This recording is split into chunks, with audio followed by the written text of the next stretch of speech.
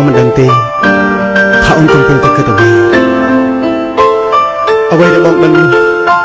គឺអូនកំពុងតែចង់ចាកចេញពីបងហើយបងពិតជាទទួលយកមិនបានទេ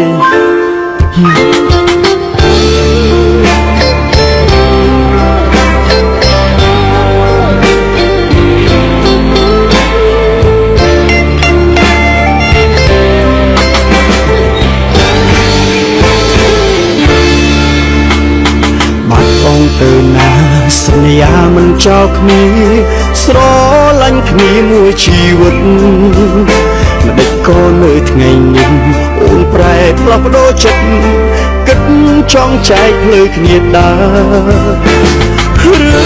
មកពីបងបោឡែក្រែងអូនកែប្រែបងហើយតើឬមកពីបងគ្មានការងារធ្វើទើបអូនស្នេហ៍មិនបានយូ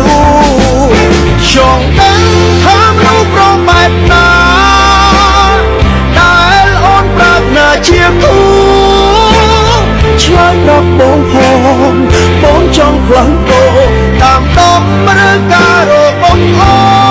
នឲ្យបងធ្វើជាមនុស្សបែបណា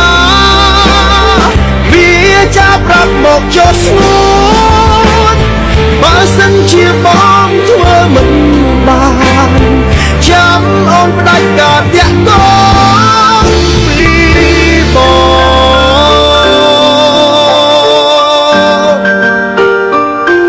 ដើម្បីអូន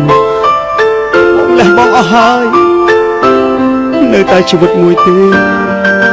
គឺបងទុកសម្រាប់មើលថែអូន